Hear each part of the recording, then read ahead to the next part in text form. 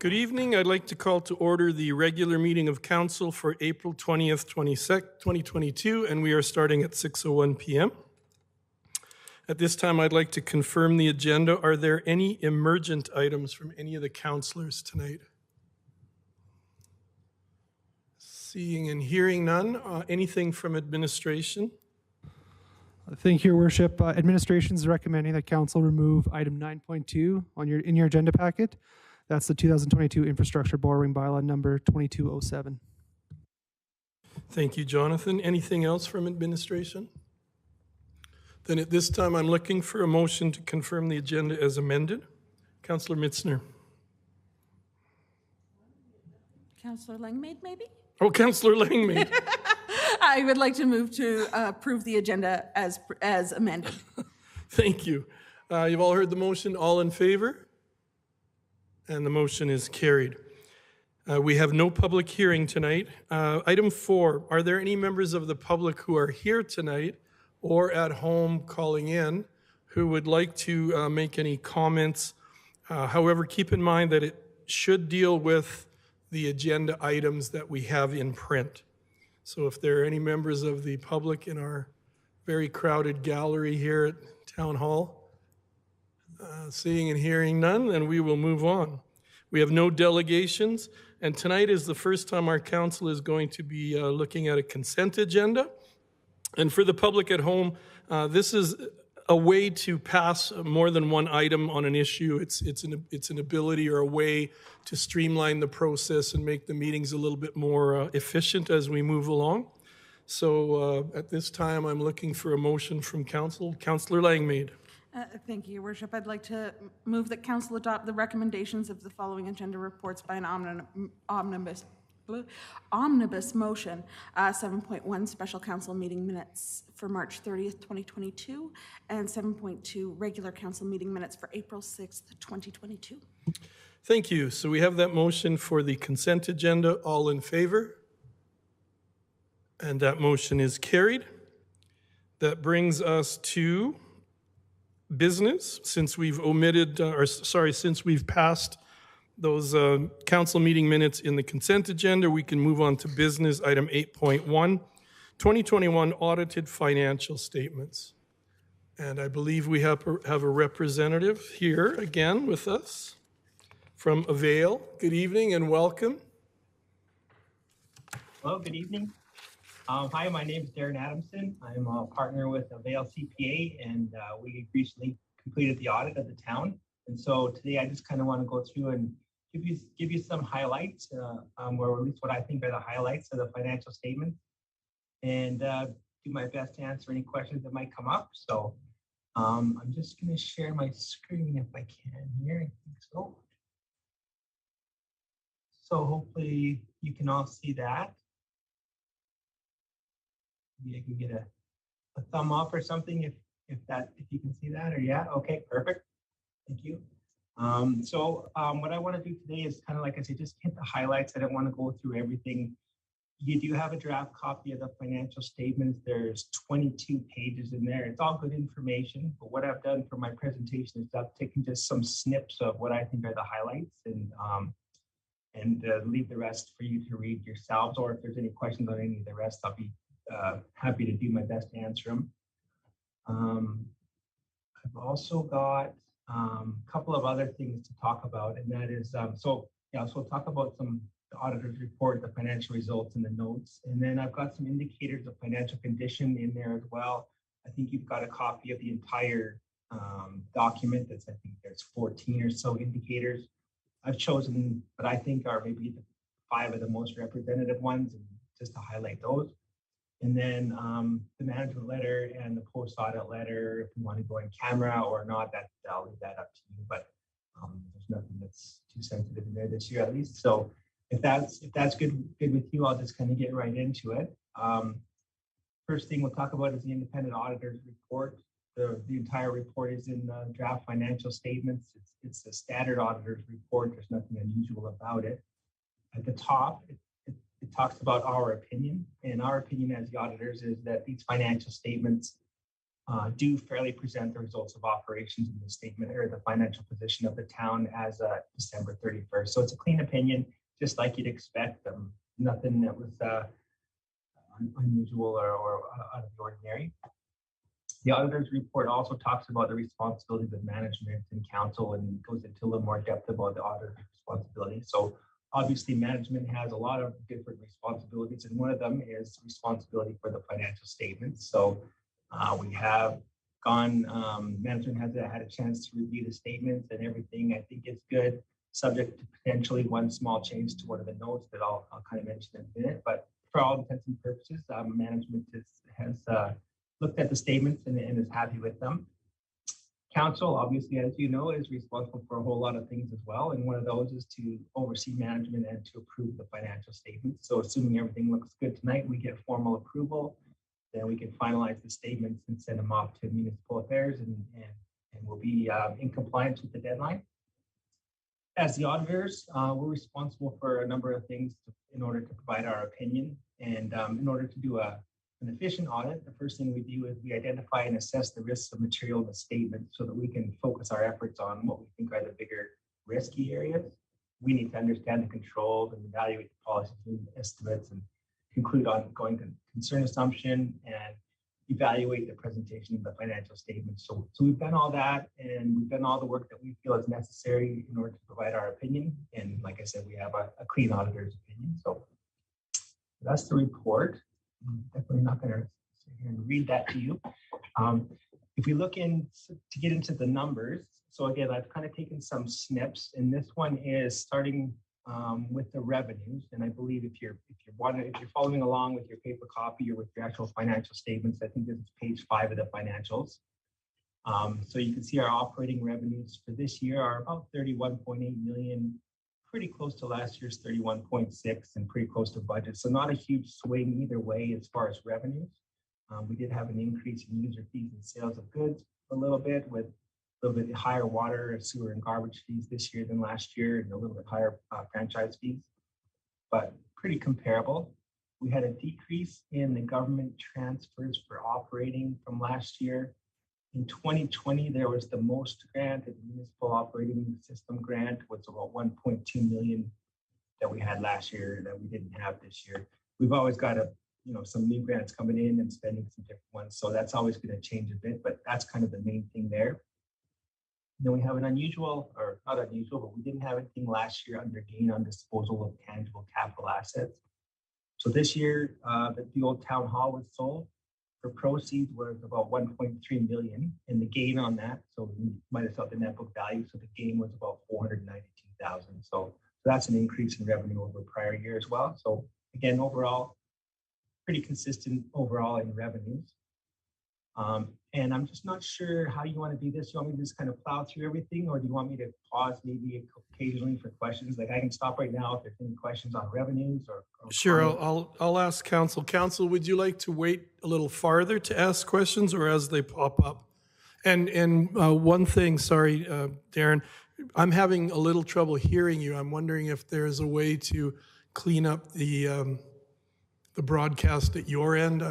It's just sometimes it sounds a little bit muddled. And I did have a question. I didn't quite hear it. You had mentioned the sale of the old municipal building. Could you just make that statement again? Sure.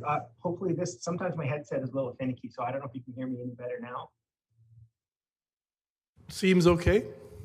Okay, perfect. Yeah, so the old municipal building was sold, and the proceeds on that was about 1.3 million. But the original cost, I guess, less accumulated amortization. So it's still sitting on the books at about 800,000 and some change. So the gain on the disposal was about 492,000. The actual proceeds on it was 1.3, but the gain was 492. Okay, thank you. Any questions for Darren up to this point? Okay, carry on, please. Okay, perfect. So still on the same page 5, just moving down a little bit to the expenses. So again, here you can see 33.2 million of expenses, pretty comparable to the prior year's 33.9. So we're down about 705,000 or so. and about 1.4 million under budget. So we have a positive budget variance here. Some of the highlights, I guess, administration is up about 712,000. So this year we had some increased contracted services in that line item. So one of them was the contracted CAO position, and another one was the amortization for the new town hall. So those both affected current year expenses. Protective services or police fire disaster is down from last year and below budget. In the previous year, we had the cost for the command center for COVID, wages and benefits or kind of thing. So this year we didn't have that, so we're down about 500 or a little over 500,000. So we budgeted for it, but didn't end up actually having to have those costs. There was 3 or 4 other items where we had smaller reductions in expenses as well. One of them was transportation is down a bit, 260,000.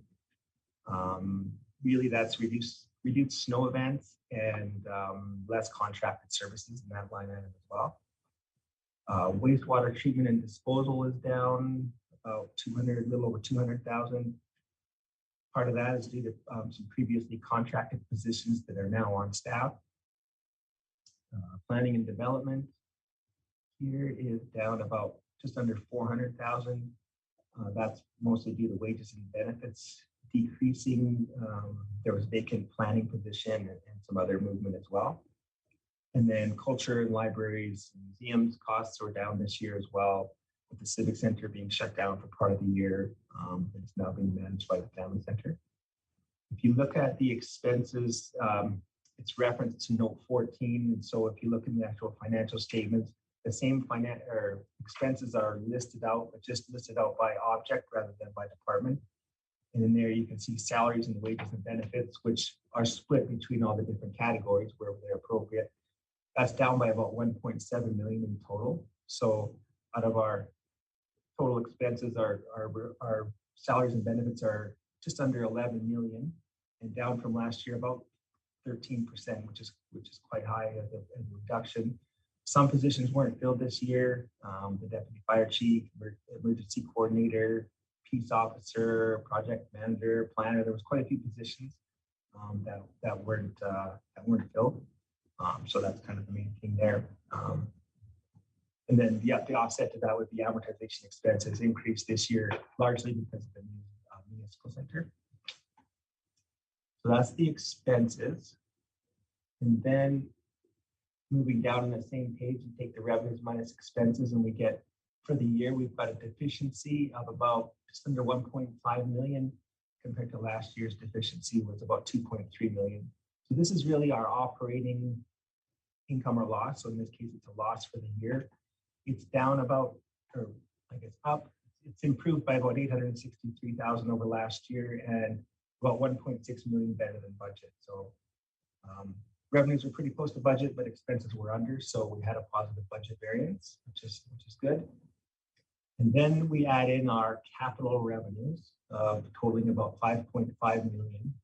So we've got to remember under municipal accounting that the way that capital revenues and capital expenses are treated, they're not consistent. So when we have capital additions and they're funded partially by grants, we recognize the grants in the year that they're spent. So this year we have 5.5 million of revenues for grants that were spent on capital assets, but we don't expense those capital assets. We capitalize them on the balance sheet and we're going to amortize them or expense them over their expected useful life. So the revenue comes in this year and the expenses will come in future years. So anytime we have significant capital projects that are funded by grants, we're going to end up with a significant surplus. And that's what we have this year. We have about not quite 4.1 million in total surplus, pretty comparable to the last year in total. But again, operating was close to a break even, but a bit of a loss. And then we add in the capital to get our net surplus for the year of about 4 million. So those 3 slides there really covered off the statement of operations, and maybe I'll just stop here again, just see if there's any questions on that statement. Any questions for Darren on this next part? I don't know. Darren, would you take another minute and just explain what these government transfers are? So we didn't budget them in. yet we have $5 million coming in, or we did budget, we had budgeted 3.9 million. Like, what exactly is that? So basically that's for capital asset additions. So during the year, I'll show you on the next, one of the next slides or so, but during the year you had about a little over $7 million of capital asset or tangible capital asset addition. And so 5.4 million of government grants were used to help fund those capital additions. And then the rest would have been funded from some from long-term debt and some from operations or reserves. So basically that's funding for capital asset addition. Thank you. And then the contributed assets is down quite a bit from last year as well. So contributed assets are when developers develop a new area and they develop the assets and then end up donating them to the town. So this year it's for Wildflower Ranch and Strathaven Apartments.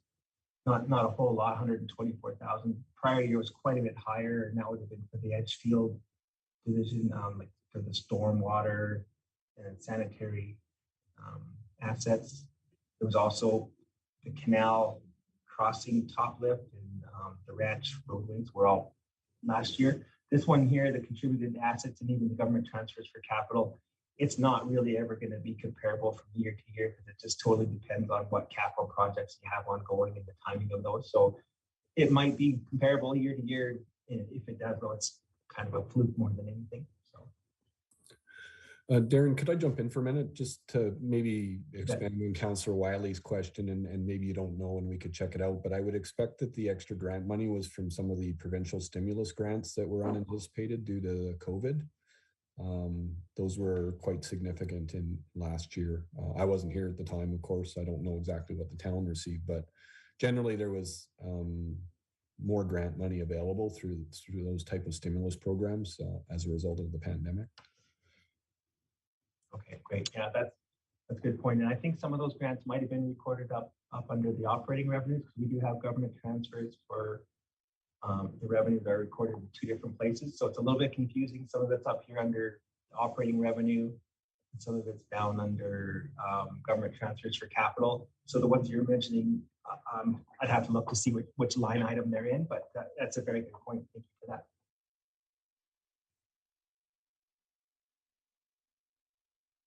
Any other questions for Darren at this point? Then carry on, I guess. Thank you. Okay. So now we'll kind of, if you're following along with your actual financial statements, this is page 4 now, the statement of financial position.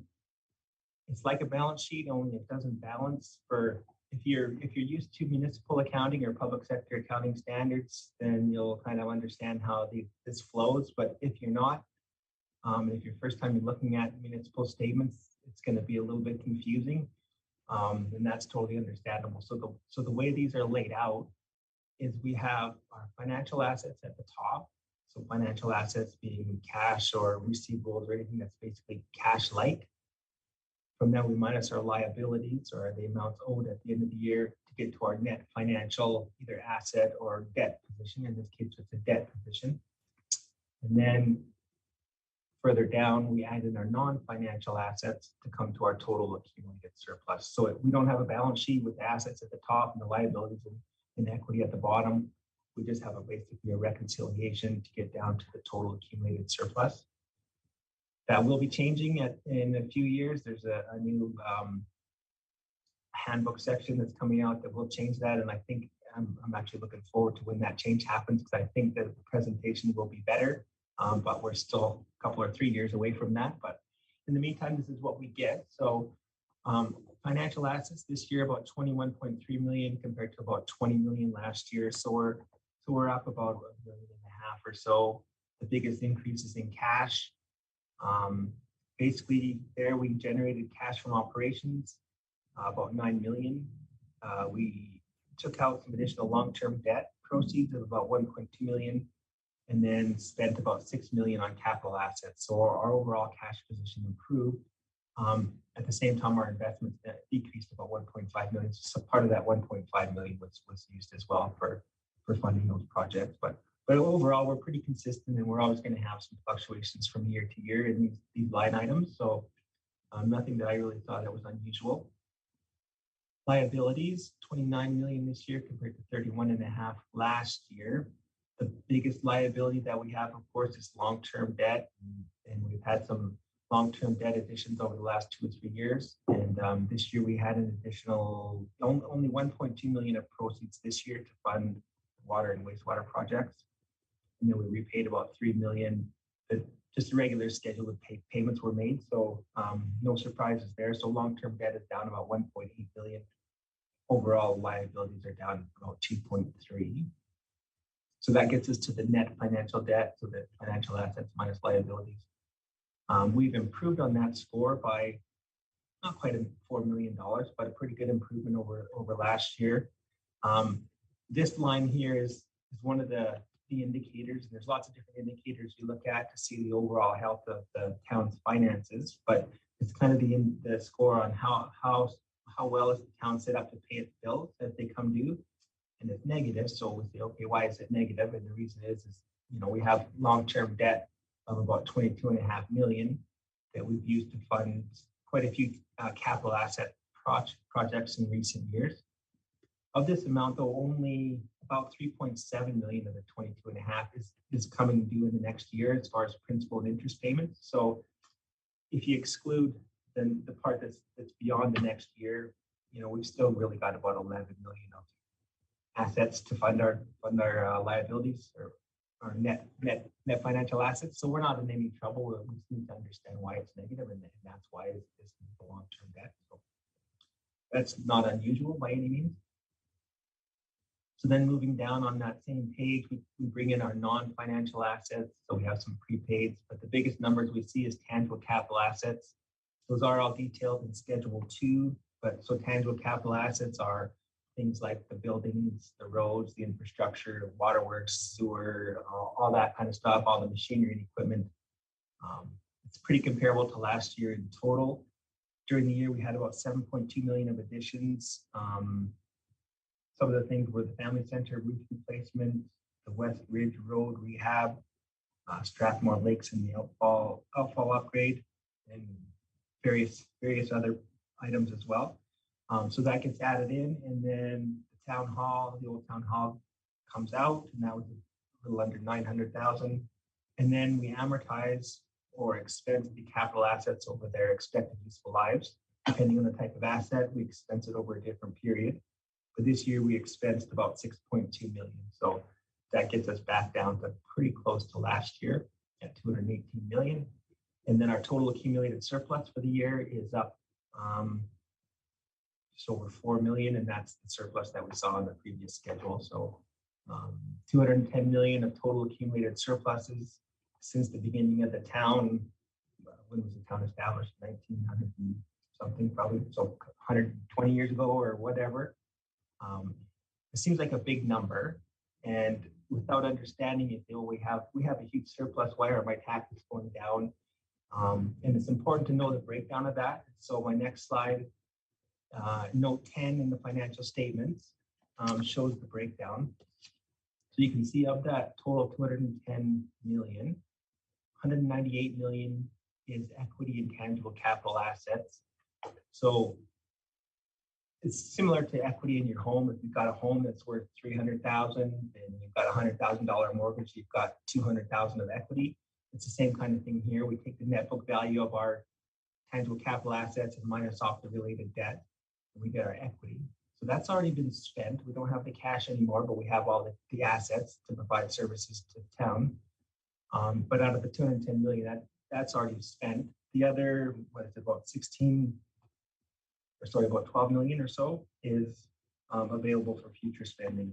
So that's not a huge amount when you compare it to the annual budget, but it's 12.6 million is available for future spending. So, but I think this note here is, if not the most important, I think it's one of the most important notes to understand for the financial statement. And then a couple other notes to highlight. One is the debt limit note. So under the MGA, the section 276, it lists out sort of the parameters on how much debt we can have without getting permission from the government or from the province. And it's based on the amount of revenues that you have each year. So when you do the calculation this year, the debt limit is just under 48 million. You actually have about 22.5 million of debt. So capacity remaining of 25 million, or over half your capacity, just over half is remaining.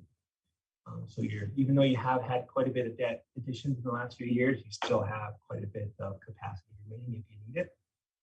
Darren? I don't have a. Sorry, Darren. I did some quick calculations while you were talking.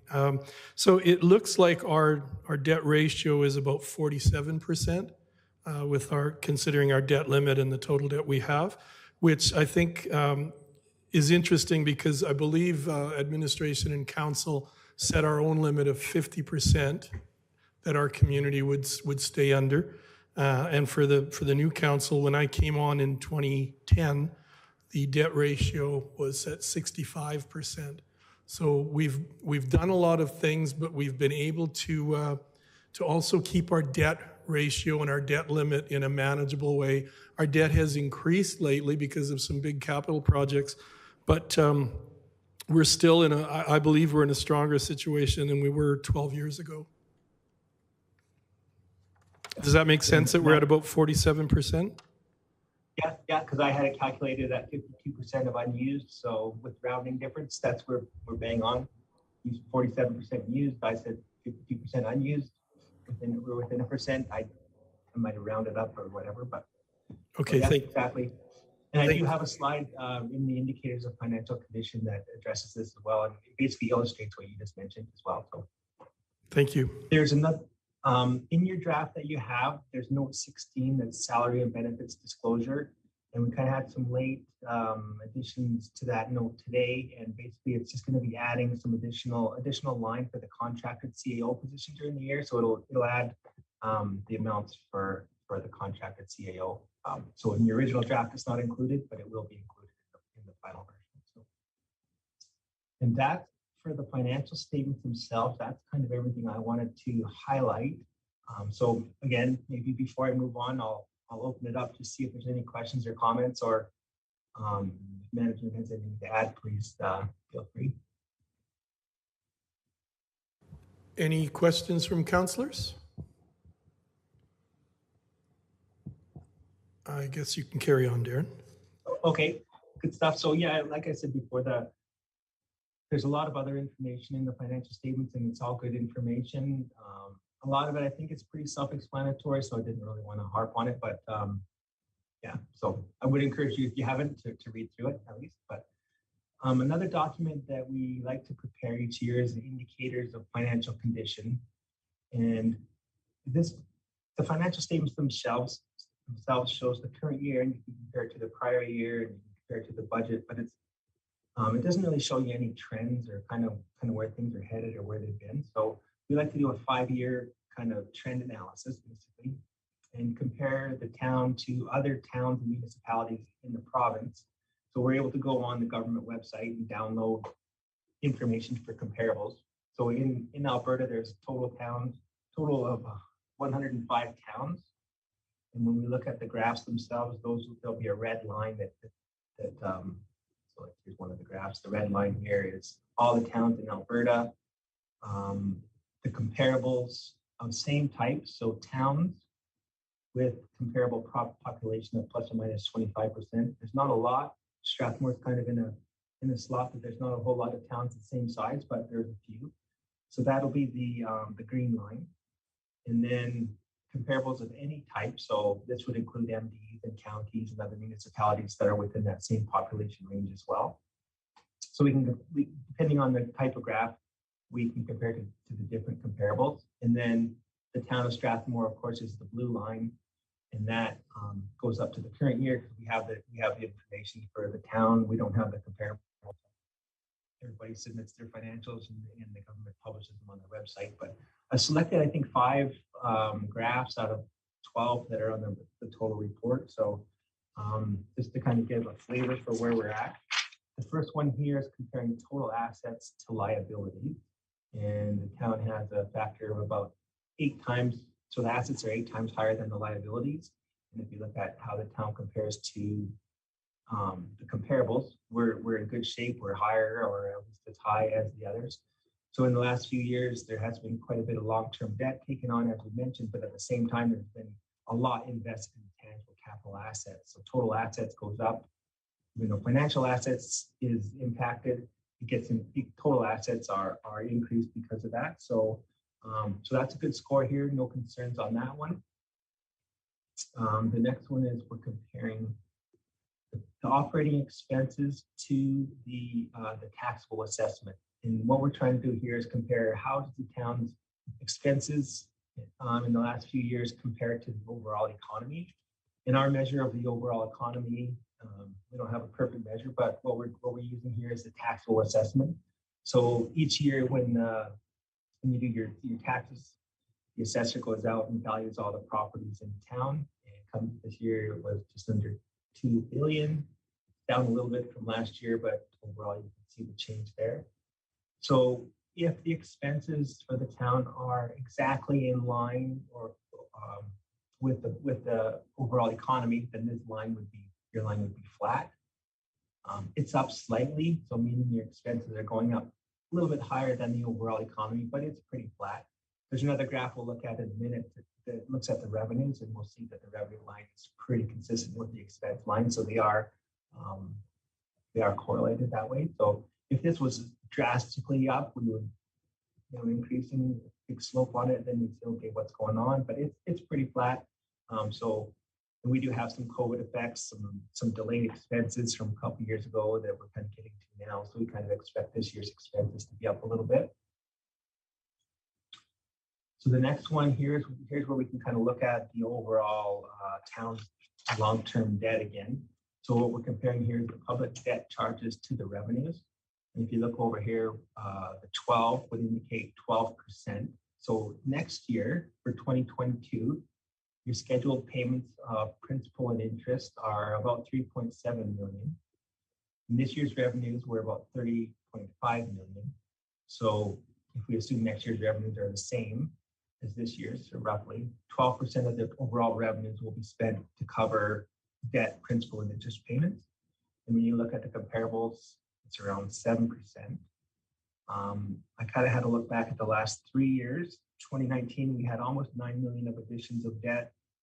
2020 was almost 7 million, and this year was a little over 1 million. So over the last 3 years, we've had 17 million of additional debt proceeds.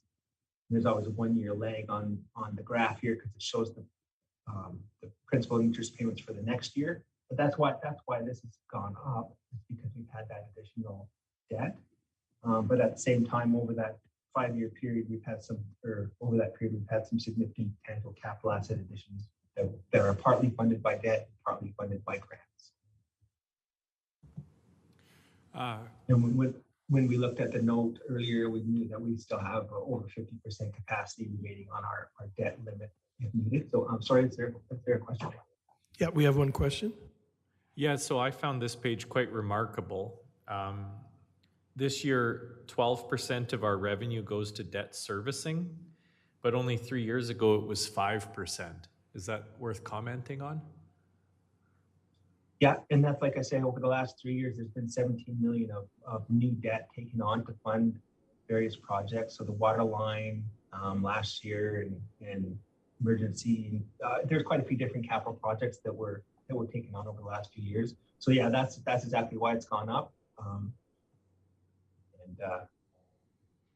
Yeah, so it just looks like maybe we're going in the wrong direction there when you look at it that way. It's one indicator, and there you kind of, in order to look at the overall health of the town, you got to look at all the indicators together. And another one, I'm not sure if I put the slide in here, but it shows the amounts invested in capital assets. So a couple of slides ago, we looked at total assets compared to liabilities, and this would include the tangible capital assets. So in here, your score looks really good because you have been investing in your capital asset pool, and so that reflects here. But it has a negative effect, I guess, on the amount of long-term debt taken on. So as you pay that down over the next few years, I'm not sure what the plan is going forward, if you have other projects that you plan on getting more debt or not, but assuming you don't, you're close to your 50% internal limit, then this will start to come back down as you make your payments over the next few years. If I could offer a little insight too, one of the things we looked at in the past few years was, and COVID was a big factor as far as affecting how we did things. But one of the things we looked at was we made conscious decisions that if we needed some major capital projects, it wasn't such a bad time to take on debt because the interest rates were at historic lows. So we thought if ever you're going to take on some new debt, we would take on that debt with these low interest rates with an eye on starting to go after the debt into the future. And I think this council has had that visioning session where we've talked about servicing the debt and getting money into reserves and looking at getting it paid down. So I think we were able to accomplish some things. We did increase our debt, but we stayed well below that the debt ratio that we could have gone into, and we stayed a bit below the self-imposed limit of 50%. So, and I think, like you said, you can see that it's just starting to drop now in 2020 and 21. It's starting to come down. And some of the advice we got was, and some of the positive reasons we went was that idea that if you need something and it's something that's going to be good for the town, sometimes taking on some debt at low rates is not such a bad idea. Go on, you can go on, Darren. Okay, thank you. Okay, so the next graph here is we're looking at our own source revenues and comparing that to the taxable assessment. So a couple of slides ago, we looked at our expenses compared to the taxable assessment or our approximation of the economy. And again, the flat line means we're in total correlation with the economy. Here we're slightly up, so our revenues are increasing slightly faster than the economy. The expenses were also slightly up, so our revenues and expenses are correlated and they're in sync with each other. So if revenues were going down and expenses were going up, then we'd say, okay, that's not sustainable. What are we going to do about it? But in this case, they're both kind of consistent, so I don't see an issue there. And again, we're kind of consistent with the comparables. And then I think this is the last slide that I took out of here. And this one is looking at our accumulated surplus that's available for future use.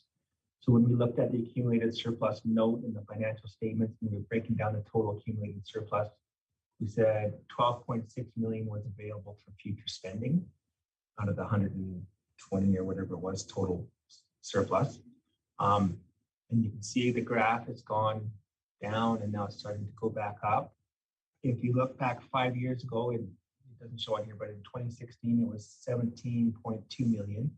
So it's gone down about 4.6 million over the last 5 years. At the same time, our long-term debt's gone up by, I can't remember exactly the number, but if you also look at the other side of it, in that 5-year period, the investments in tangible capital assets were 56 million. So most of that capital assets has already been funded and paid for either by grants or by internal operations. And the remainder has been, some of it's been funded by accumulated surplus or by reserves. And a little bit funded by debt. But you kind of can't look at one graph by itself. You need to look at them all together. And even when you do that, it doesn't necessarily give you the whole picture either, because none of these graphs tell us sort of the overall condition of the town's capital assets. So, you know, if you're comparing yourself to the town down the road, you say, well, they have higher spendable surplus than we have. But maybe our infrastructure is in much better shape because we've maintained it better and had newer additions, and theirs is falling apart. Nowhere does this show that. So if you wanted to dive into it deeper, you would need to get your own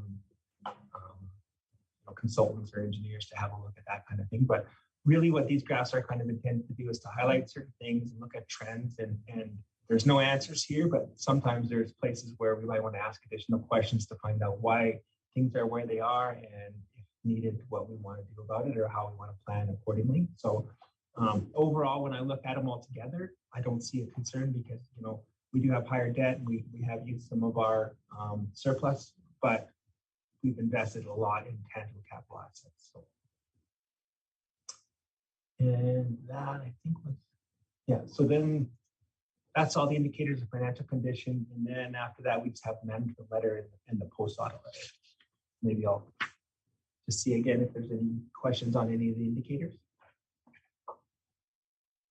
Any questions for Darren? Okay, Darren, carry on.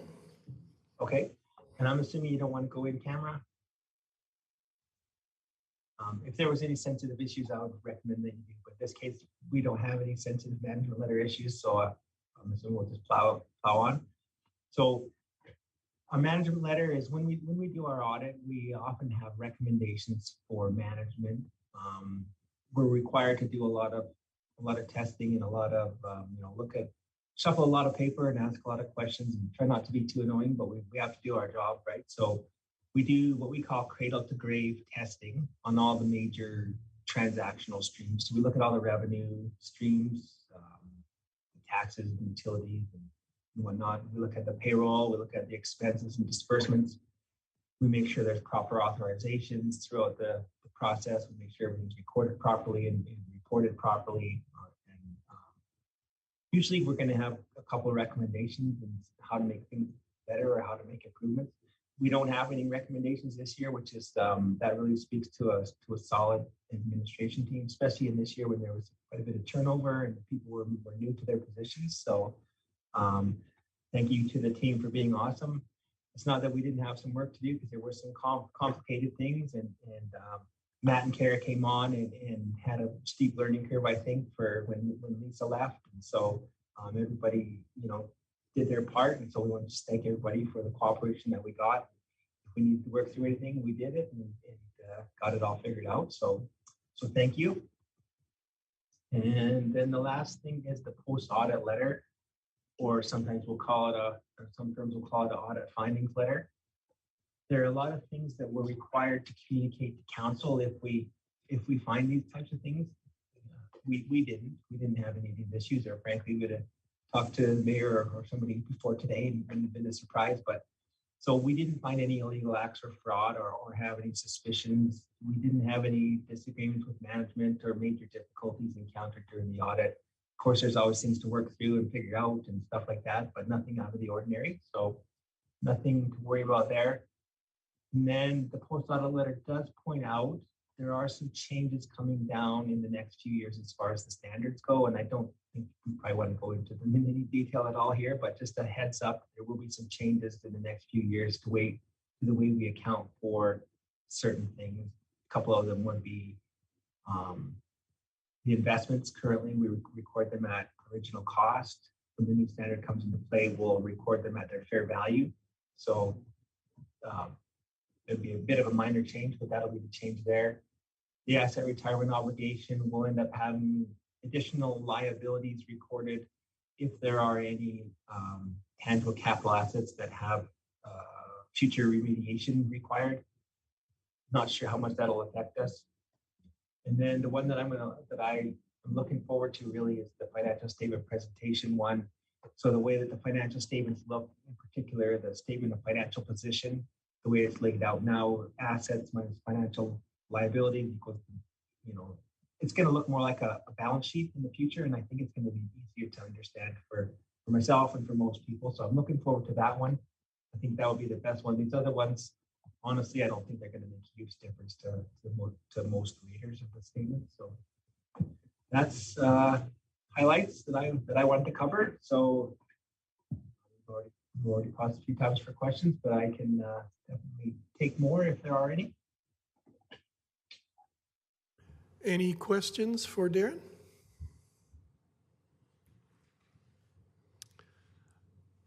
Not seeing any. Thank you, Darren. You're welcome.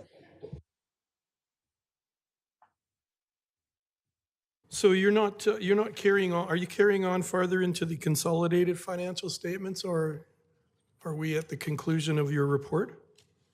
Yeah, well, that was kind of what rather than going through the entire set of financial statements, like I said, I was going to take some snips. And so those were the slides that I went through that were what I thought were the highlights of the financials.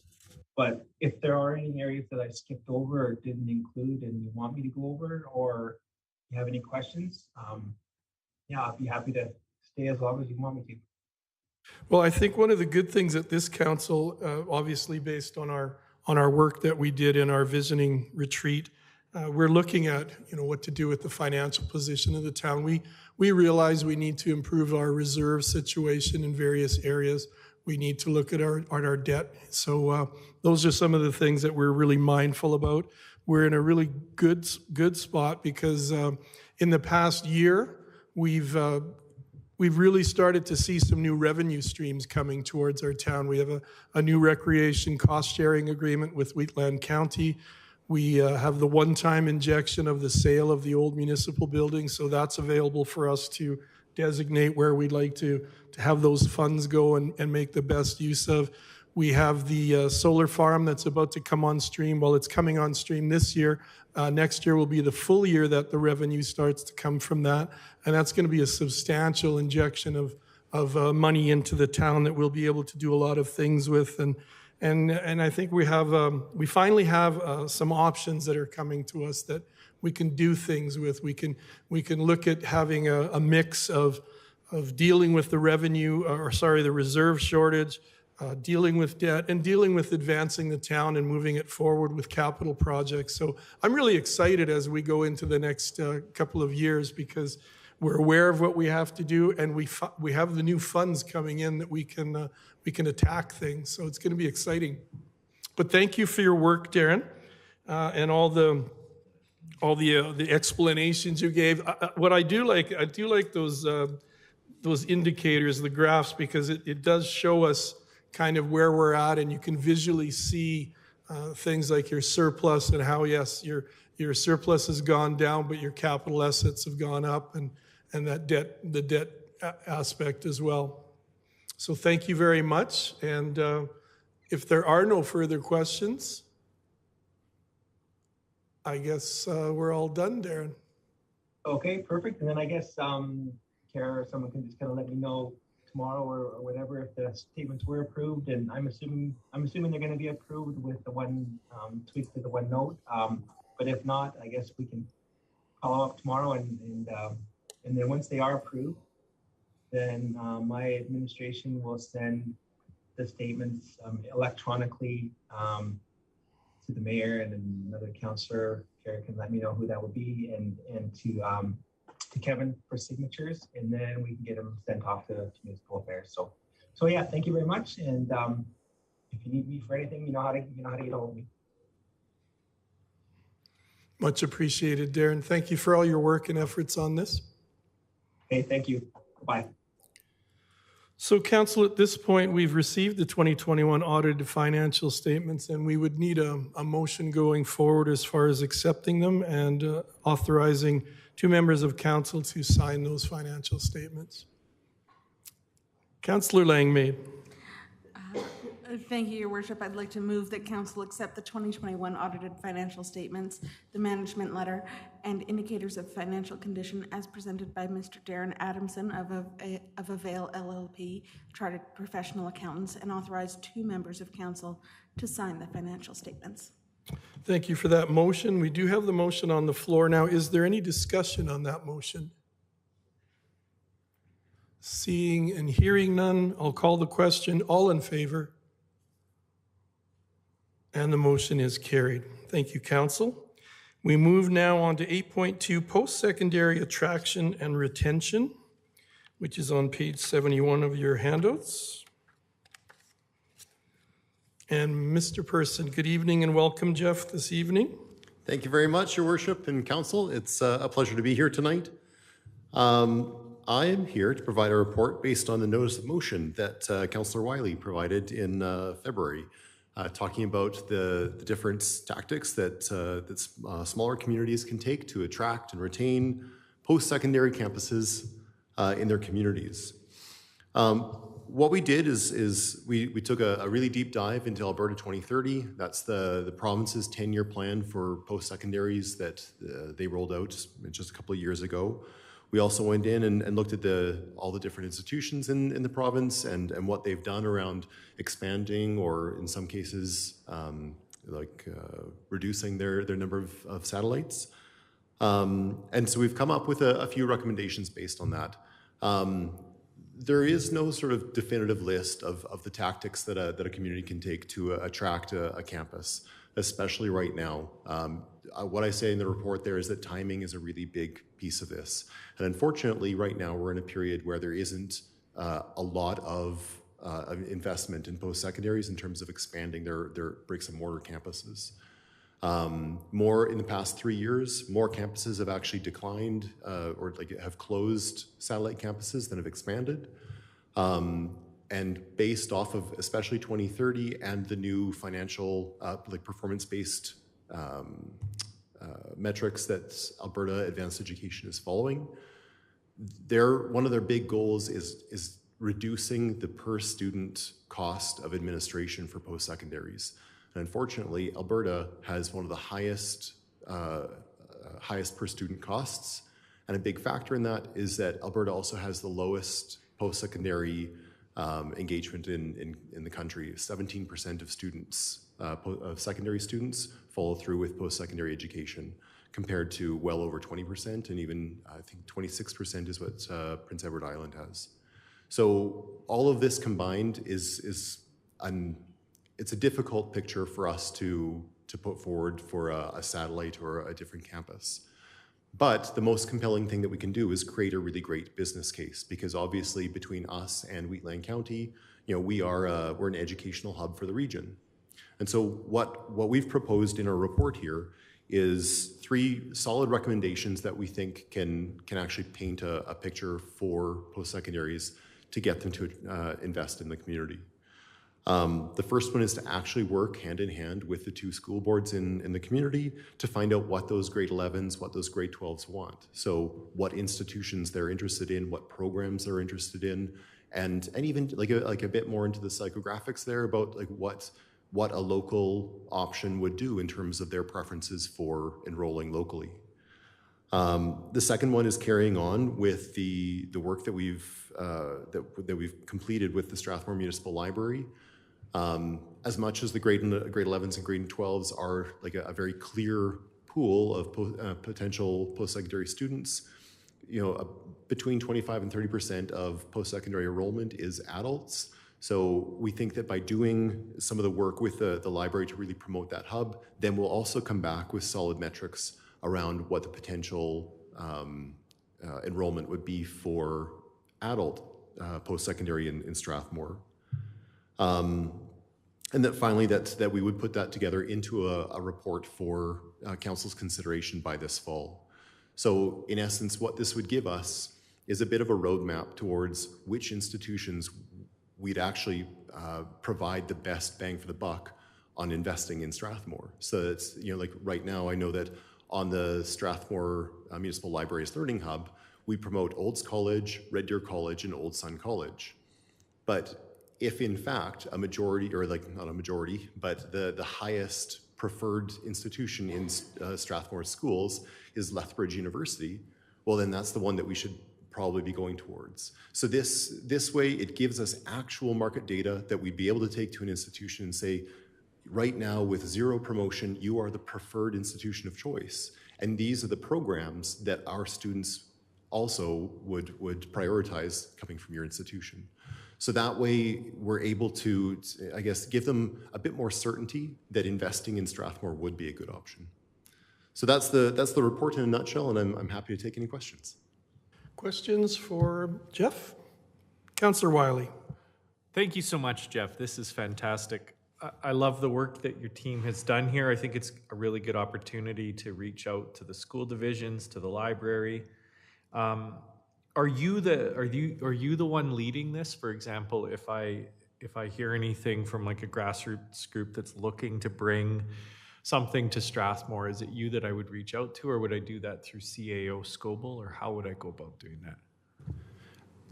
The Economic Development Coordinator, Kristen Shima, she's actually the one who's leading this. She actually unfortunately had to take a little bit of time off there just at the same time this was coming up. So that's why I have the pleasure of being here tonight. But Kristen is the one who's leading this. Yeah, and I think just by beginning to ask these questions, then if there's some group that's looking to come here, then they know that Strathmore is interested and starting to talk. So I think this is great, and I look forward to keeping this conversation going. Thank you, Councillor Wiley. Any other questions for Jeff?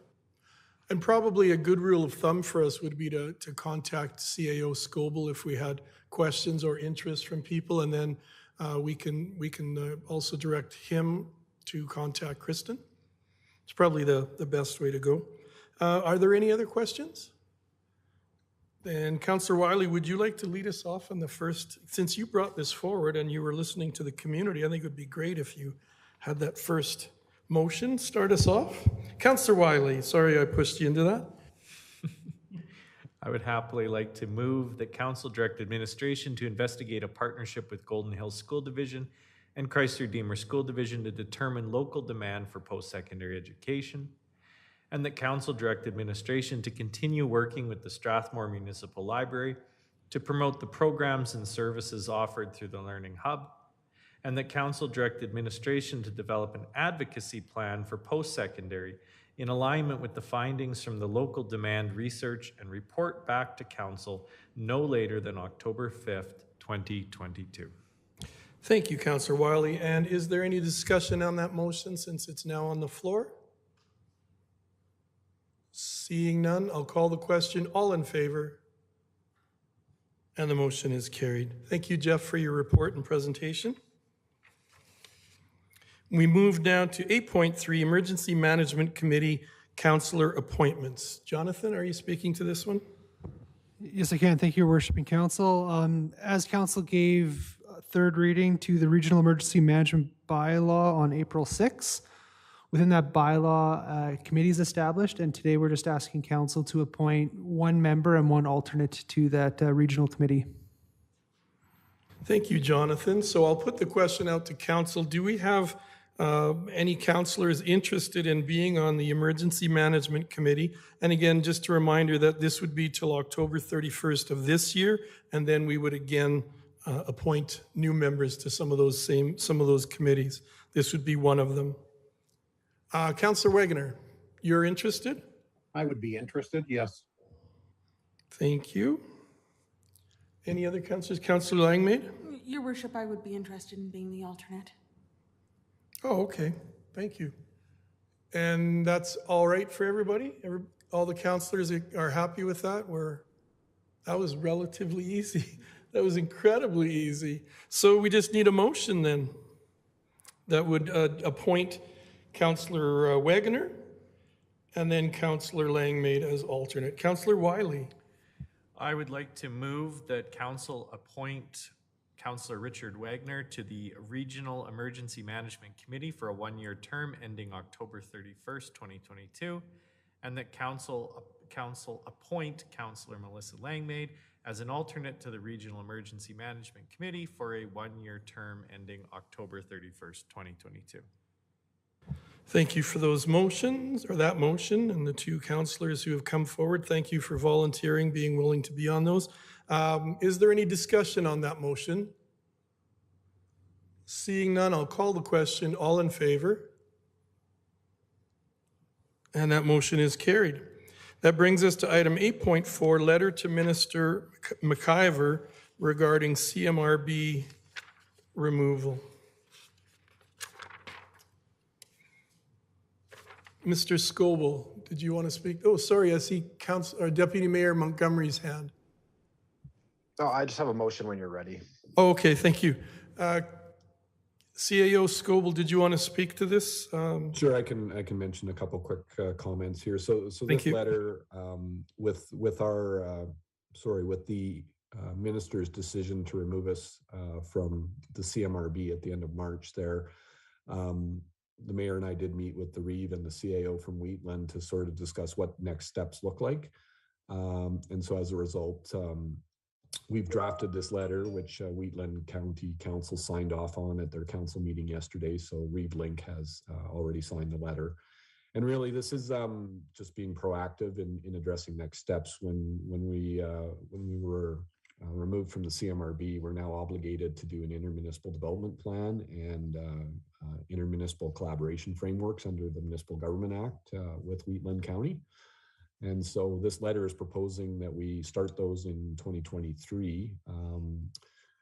The main reason being that we'll probably have to budget some funds for consultants and that sort of thing to complete those plans. So not taking it on this year unbudgeted, but thinking about it over the next 6 or 7 months until we get ready to start it in the new year next year. So that's the purpose of this letter, is just to thank the minister and inform them of our next steps. Thank you, Kevin. So I'll turn to Deputy Mayor now, Montgomery. Thank you. I will move that council authorize the mayor to sign the Town of Strathmore and Wheatland County joint letter to Minister Rick Mciver regarding Calgary Metropolitan Region Board removal as presented in attachment 1. Thank you. And is there any discussion on this motion? Seeing none, all in favor. Oh, Councillor Wegener? Just one thing, and maybe it's been explained already, but we're looking for regional partnerships here within the county. Does that also include the hamlets or the villages of Standard and Rockyford, or just the county of Wheatland? My understanding is just the county, but this is a little bit unprecedented, actually. So we've had some discussions with municipal affairs, and they're kind of looking at it themselves because again, this is kind of the first occurrence of this. But at this point, my understanding is just the county, but that could change once we get more feedback from the province. Okay, thank you. Thank you, Councillor Wegener. I'll call the question. All in favor? And the motion is carried. That brings us to item 9, bylaws, 9.1, land use bylaw, amending bylaw number 22-01, which is on page 84. And good evening. We look forward to hearing your report. Would you mind introducing yourself to the council and the public at home? Actually, Your Worship, if I could sure. just spend take a moment to introduce Mr. Osachuk. Dallin Osachuk is the newest member of the Development Services Group. He started with us last September. He is from Strathmore. He's a graduate of Holy Cross Collegiate High School. He's previously done some interning at in Saskatchewan in urban agriculture. So I just wanted to give a quick moment to introduce him. We're excited to have him and looking forward to his first presentation before you. So thank you, Your Worship. Thank you, Mr. Drysdale. Good evening, Dallin, and we look forward to your presentation. Well, thank you very much. Good evening, Your Worship and Council. I'm here tonight just to give a brief overview of the land use bylaw, amending bylaw number 2201. Just have a few slides tonight, shouldn't take up too much time. So Strathmore's current land use bylaw was first adopted in 2014, and sometimes amendments are required just in an effort to stay up to date with the town's current development needs. It's expected that as a town changes, the land use bylaw will change alongside it. So staff are proposing just this slate of amendments to modernize, remove some disused regulations, as well as to clarify and add some new sections just for housekeeping's sake. So some of the highlights of the package include updating definitions to remove some out-of-date references, or expanding the definition of childcare services, updating a use in our agriculture general district, removing the requirement to obtain a development permit for the home office use, as well as removing the maximum deck projection into yards. Will allow development officers to grant larger variances for things such as decks, signs, and accessory buildings, and to allow variances for non-conforming buildings just in certain cases. We'll create a new section that would more safely regulate C-cans in town, revise the cannabis store operating hours just to align more closely with AGLC rules, update a number of land use districts by adding new site requirements for things like screening of mechanical equipment, and finally, just in that downtown overlay district, increasing the minimum width for pedestrian traffic on a sidewalk when it's used for outdoor seating, and just allowing the replacement of backlit signs if they're damaged through natural causes. So that's just a quick summary of the package tonight, and our recommendation is Council give first reading to bylaw number 2201, and direct administration to schedule a public hearing for May 18th, 2022. Thank you, Dallin. Are there any questions for Dallin? Councillor Wiley? Yeah, I think my question is more for CAO Scoble. some of the things in this land use bylaw, I think we're going to be revisiting as part of our strategic plans. So for example, downtown revitalization, reduction of red tape and garden suites and things like that. So this bylaw will be coming back to us, I think, I'm imagining in the near future.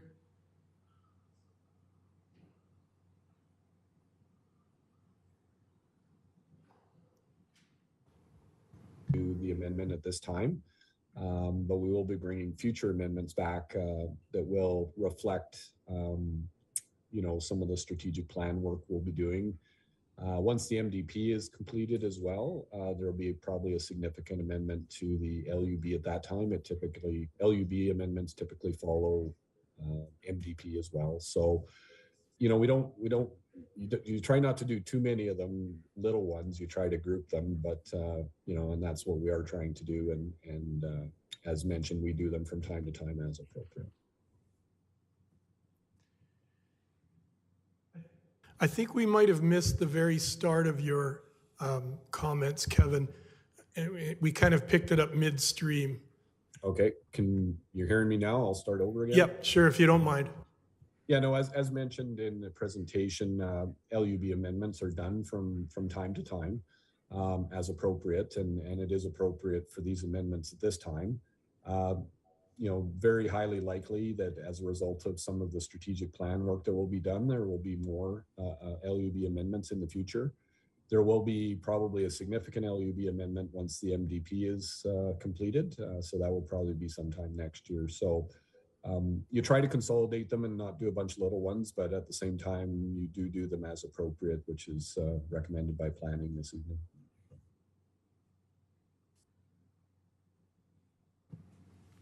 Oh, thank you, Kevin. That's what I was thinking you'd say. Thank you, Councillor Wiley. I have Deputy Mayor Montgomery first, and then Councillor Langmaid. Thank you. I was wondering if Mr. Osachuk could just expand on what he was referring to with CCAN safety.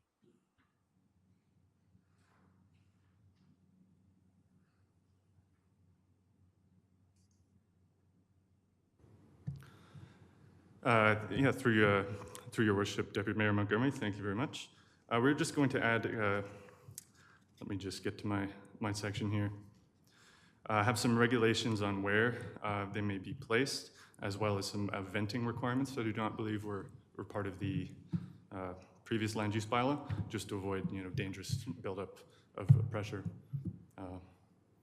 Maybe I could have Ms. Williams here just expand a little more on that. Yeah, just for everyone's reference, I think it was section 3.35, page 182 of 271. 182 of 271. Yeah, through the chair, this is Megan speaking. The CCAN section has kind of been on my wish list for a little while now. We haven't had a lot of control over CCANs, like anything explicit. And in recent years, there have been a couple of pretty bad accidents that have happened with firefighting. And so this section is kind of to try to close that gap to make sure that it is safer for first responders and for residents if there ever is an incident involving CCANs. Yeah, and so that's just kind of what we're looking at there, Deputy Mayor Montgomery. Sorry, could you be a bit more specific about what dangers somebody would encounter with a CCAN? So if there's been a couple of incidences in BC where there's been a fire that has infringed on a CCAN or fire has engulfed a CCAN, and what's happened is that because CCANs are so structurally sound, when they fail catastrophically. And so I believe there's been instances where the doors have blown off and they've fatally injured a firefighter. And so what the bylaw is proposing is to require a ventilation if CCANs are ever used as storage. And so what that does is it kind of damages the structural integrity of the CCAN. So if there ever is any fire impingement or if there is if the CCAN ever does catch on fire, if there's fire within it, then it fails safer than how it would usually without the ventilation. Okay. And so if, we're saying that somebody should have to have basically a 1 foot by 1 foot hole in their CCAN less than 6 inches from the ground? Those are the what we've seen in other municipalities have done in their bylaws for ventilation. I can make sure that we have more information at the public hearing for you, though, if you'd like. Okay. Yeah. Yeah, because when I read about that, like obviously I didn't know about any sort of safety issues.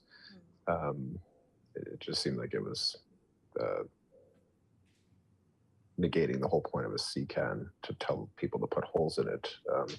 So yeah, if you could provide more information, that'd be great. And one other question I have actually is, it says for central business districts that CCANs may not be used for storage. What else would somebody be using it for?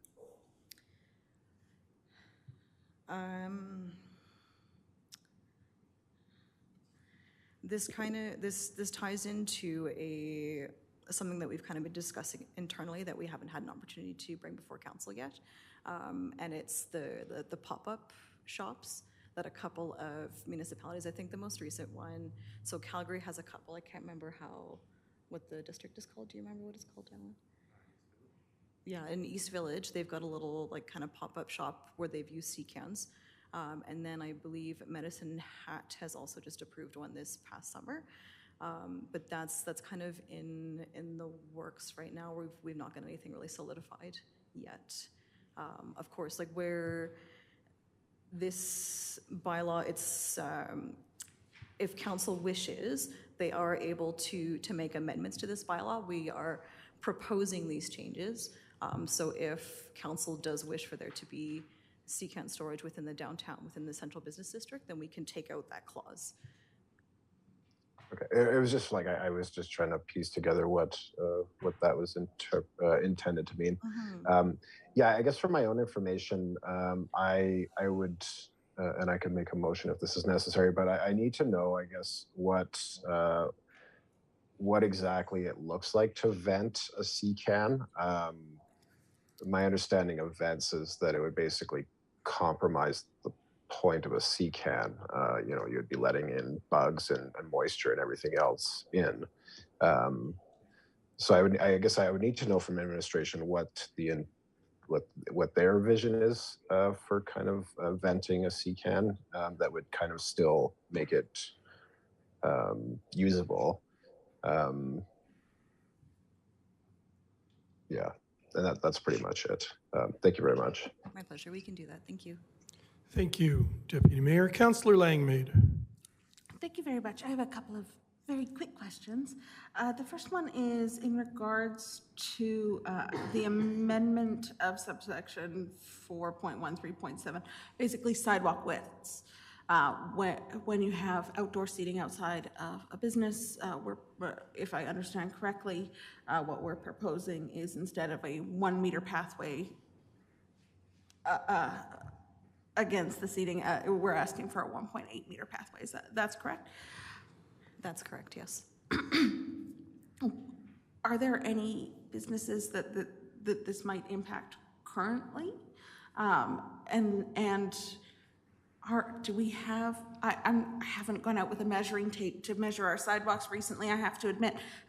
Is there sufficient space for businesses to be able to have, say a cafe table outside their door or a seating area, a bench of something?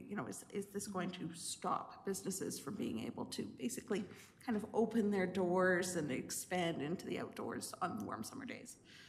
Through the chair, there are some.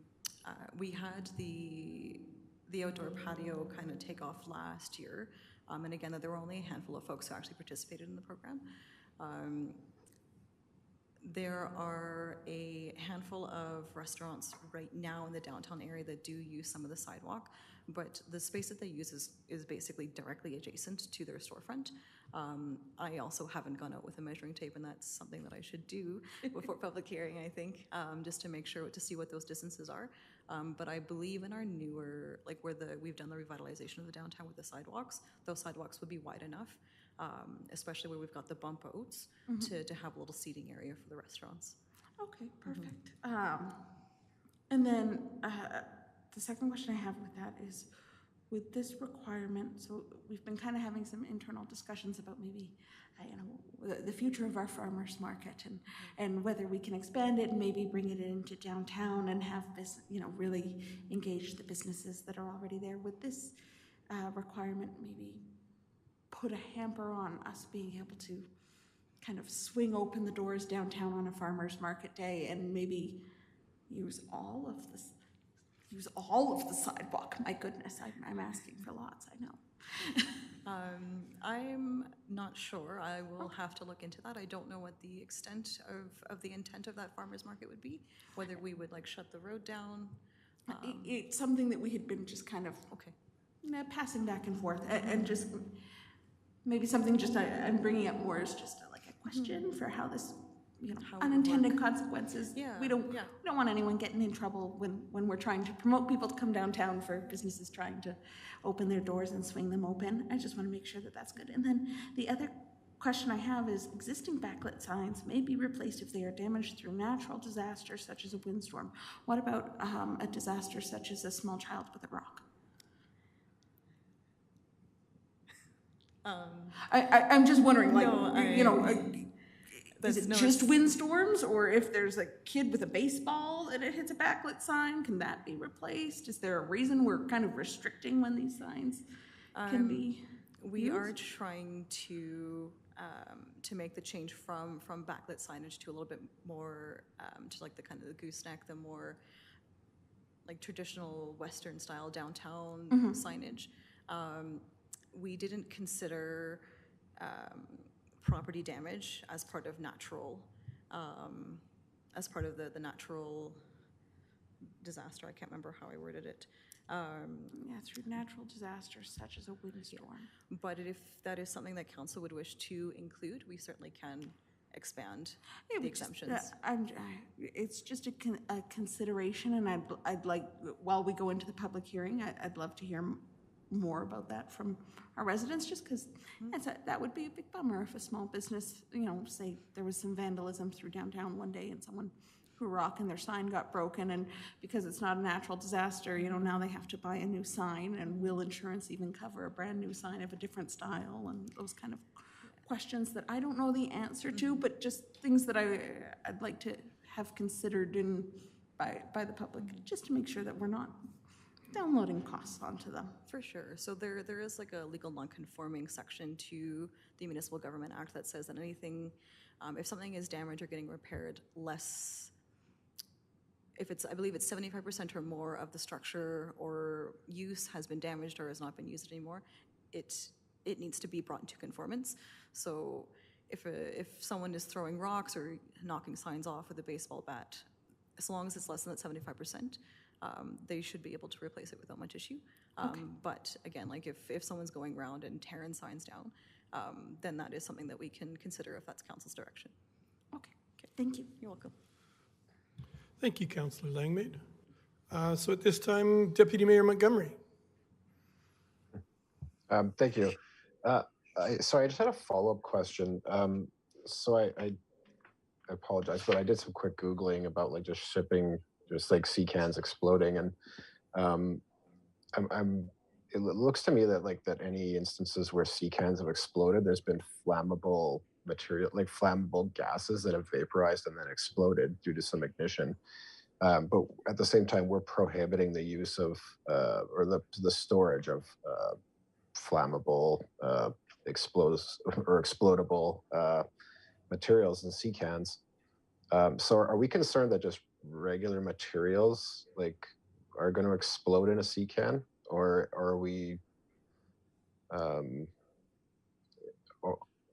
yeah, I guess I'm wondering, are we anticipating that people are going to be storing flammable or like flammable materials inside a sea can that may explode? Because it seems weird they would have like, we're taking precautions for people to store flammable materials, but then at the same time saying they can't store flammable materials. Through the chair, so in one of the examples where the sea can doors blew off, what was stored in the sea can, I believe, was a lawnmower. So even that little amount of fuel caused a fatal accident. We're saying explicitly no hazardous materials in order to avoid a larger incidents. However, as I'm sure most folks are aware, it's quite difficult to. We're not going to be going into everybody's sea can to monitor and make sure that they're not storing hazardous materials, right? Like someone may not understand that a lawnmower or a jerry can of fuel is considered hazardous material and would store it in the sea can anyway. So the ventilation is a fail-safe. Okay. And do you guys discuss like just not allowing sea cans at all in town?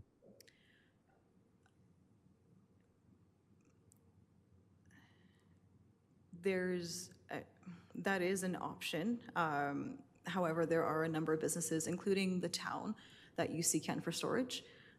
So what would happen is that all of those sea cans would become legal non-conforming, and I think it may be prohibitive to a number of businesses, especially on the industrial side, if they're not able to use sea cans for storage. Okay. And does the town currently have like ventilation installed in their sea cans? Off the top of my head, I don't know if they all do. I know the ones that we use at the fire department do.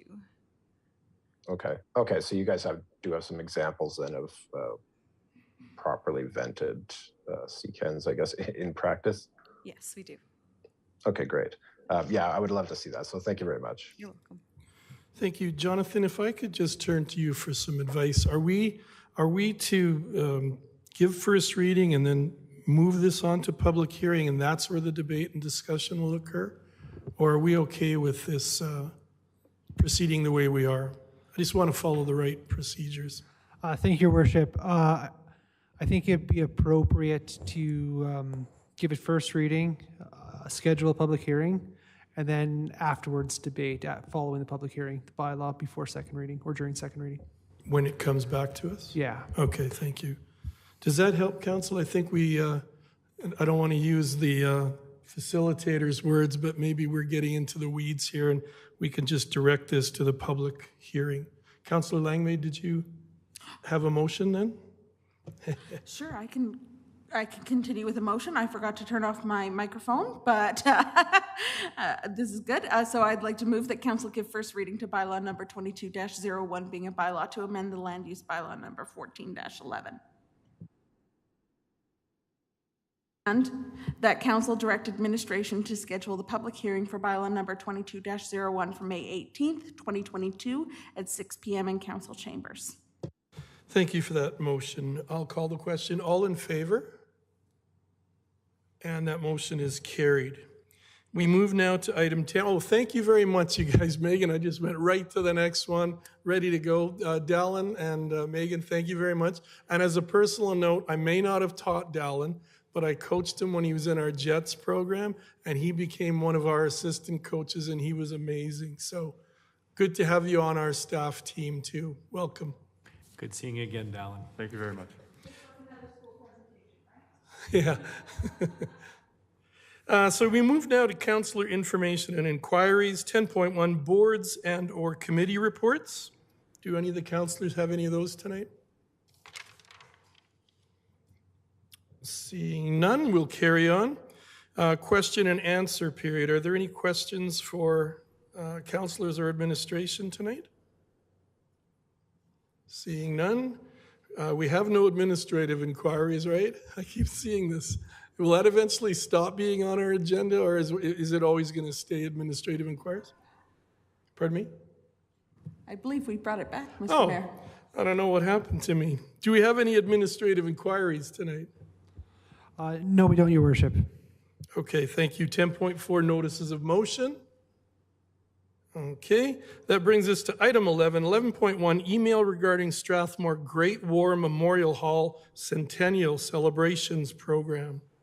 And that's on page 269.